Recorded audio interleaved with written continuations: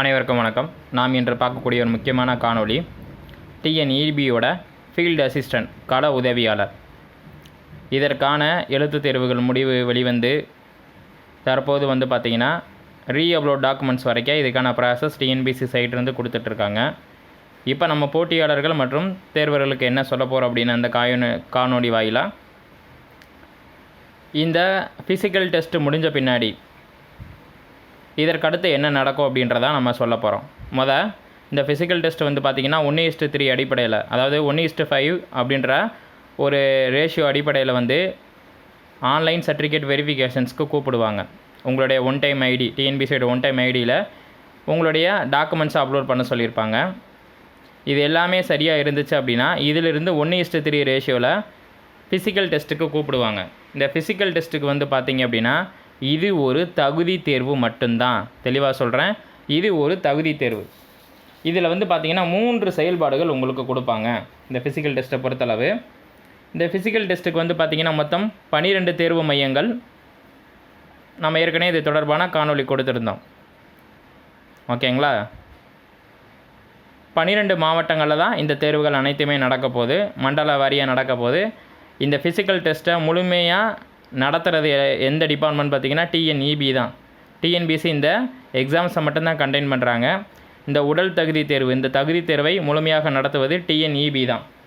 இதற்கு உங்களுக்கு பார்த்திங்கன்னா இந்த உடல் தகுதி தேர்வுக்கு 3 செயல்பாடுகள் கொடுக்குறாங்க. நல்லா கவனித்து கேட்டுக்கோங்க. மொத்தம் இதில் 1794 காலி பணியிடங்கள் இருக்குது. மொத்தம் 1794 காலி பணியிடங்கள் இருக்குது.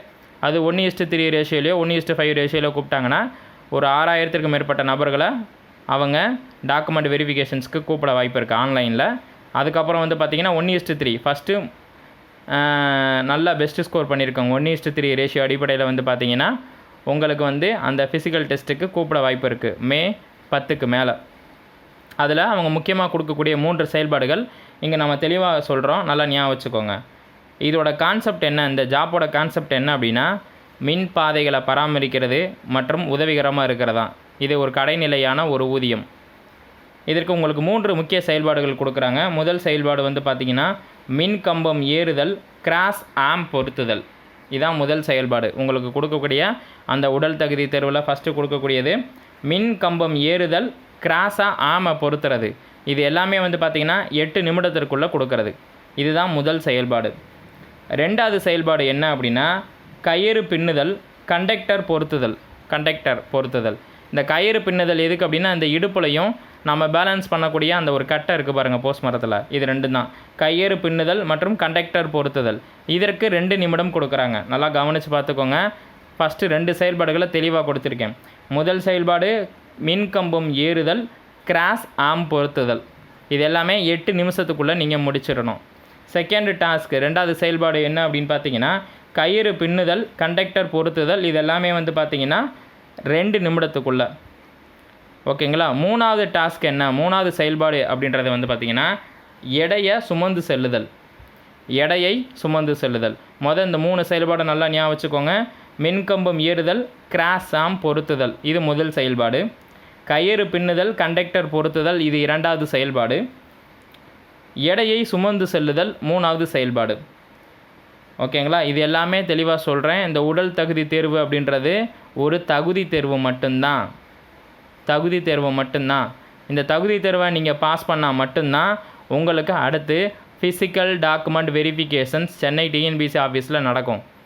ஓகேங்களா? இதை தெளிவாக புரிஞ்சுக்கணும். இதுக்கடுத்த ப்ராசஸ் அதுதான், ஃபைனல் லிஸ்ட்டு அதுதான். அந்த ஃபிசிக்கல் டாக்குமெண்ட் வெரிஃபிகேஷன்ஸ் அப்போ நீங்கள் என்னென்ன டாக்குமெண்ட் கொண்டு போகணும் அப்படின்றதான் இந்த காணொலியில் நம்ம தெளிவாக கொடுத்துருக்கோம். எஸ்எல்சி, அதாவது 10th மதிப்பெண், 12th மதிப்பெண், national trade certificate, NTC certificate இருந்துச்சுன்னா அது நேஷ்னல் அப்ரண்டிஸ் சர்டிஃபிகேட்டு. ஓகேங்களா? என்ஏசி சர்டிஃபிகேட் இருந்துச்சுன்னா அது டிப்ளமோ முடிச்சிருந்தீங்கன்னா டிப்ளமோக்கான சான்றிதழ், டிகிரி முடிச்சிருந்தீங்கன்னா டிகிரிக்கான சான்றிதழ், பிஜி முடிச்சிருந்தீங்கன்னா பிஜிக்கான அந்த ப்ரொஃபஷனல் சர்டிஃபிகேட்டு அல்லது diploma professional certificate, consolidated mark sheet, இதெல்லாம் இருந்துச்சு அப்படின்னா இதனால் original 2 set xerox. In cases where the national trade certificate, national apprenticeship certificate, diploma degree, PG degree certificate has been issued after the date of notifications, candidate must upload the proof of proof of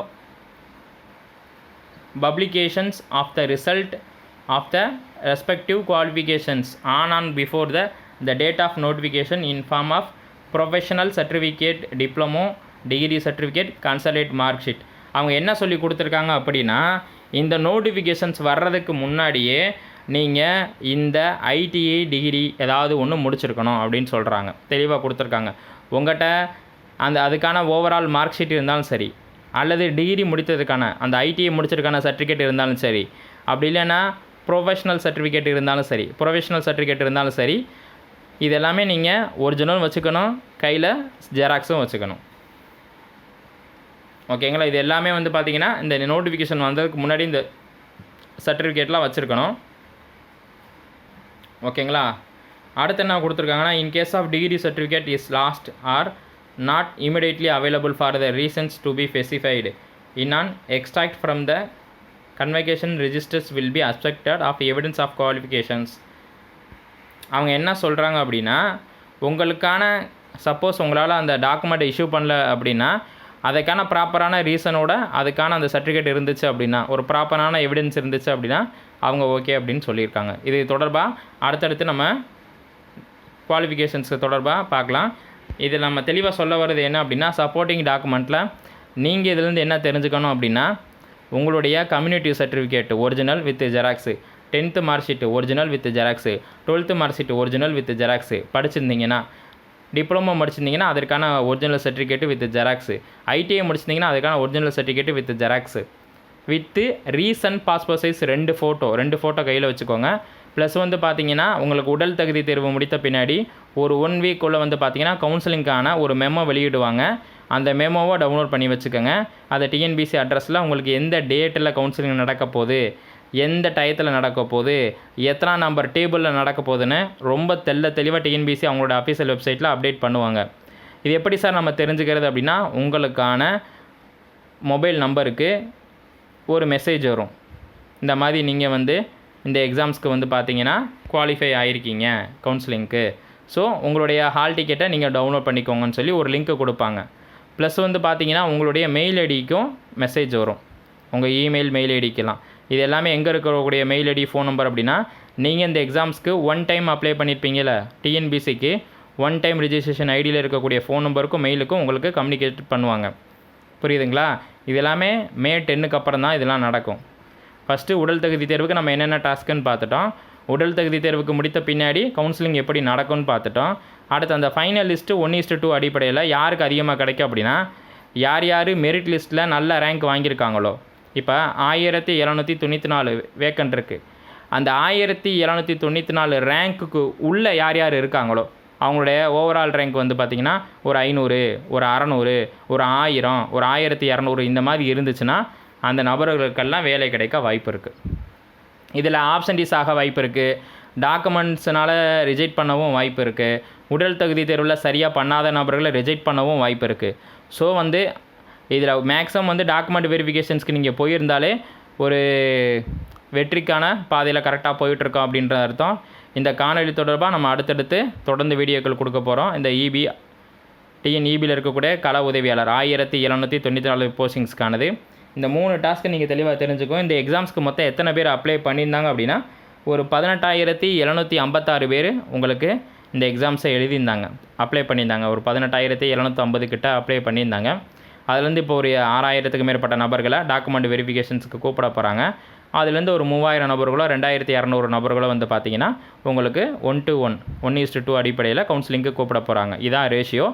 இந்த உடல் தகுதி தேர்வு வந்து உங்களுக்கு May 10க்கு அப்புறம் update பண்ணுவாங்க. அதுக்கப்புறம் வந்து பார்த்திங்கன்னா physical document verifications Chennai TNPSC ஆஃபீஸில் நடக்கும். அதுக்கப்புறம் உங்களுக்கு பணி நியமன ஆணை தான். இதான் ப்ரொசீஜர். மேலும் வந்து பார்த்திங்கன்னா நான் சொல்லக்கூடிய அந்த 3 டாஸ்க்கை மறந்துடாதீங்க. உடல் தகுதி தேர்வில் இது மினிமம் நீங்கள் பண்ணி தான். ஃபஸ்ட்டு டாஸ்க்கு மின்கம்பம் ஏறுதல், கிராஸ் ஆம் பொருத்துதல் 8 நிமிடம். 2வது டாஸ்க்கு கயிறு பின்னுதல், கண்டக்டர் பொருத்துதல் 2 நிமிடம். அடுத்து எடையை சுமந்து சொல்லுதல் சொன்னேன், அதை தெளிவாக சொல்லிடுறேன். 35 கிலோ எடையுள்ள 3 எண்ணிக்கையிலான 3 அடி ஆம்ஸை 100 மீட்ரு தூரத்திற்கு 1 நிமிடத்திற்குள்ளே நீங்கள் அந்த எடையை கீழே இறக்கி வைக்கணும். இதுதான் இதுக்கான டாஸ்க்கு. 35 கிலோ எடையுள்ள 3 எண்ணிக்கையிலான 3 அடி கொண்ட ஆம்ஸ்களை நீங்கள் 100 மீட்டருக்கு கீழே தூரத்திற்கு எடையை சுமந்து சென்று கீழே வைக்கணும். இதுதான் அதுக்கான டாஸ்க்கு. புரியுதுங்களா? இந்த 3 செயல்பாடும் ரொம்ப ரொம்ப முக்கியம். திருப்பி சொல்கிறேன், நீங்கள் இந்த உடல் தகுதி தேர்வை கம்ப்ளீட் பண்ணால் மட்டும்தான் உங்களால் கவுன்சிலிங் அட்டன் பண்ண முடியும். அதை தெளிவாக வைத்துக்கொள்ளுங்கள். மீண்டும் சொல்கிறோம், உடல் தகுதி தேர்வை நீங்கள் கட்டாயமாக இந்த 3 டாஸ்க்கும் செஞ்சு தான் ஆகணும். நன்றி.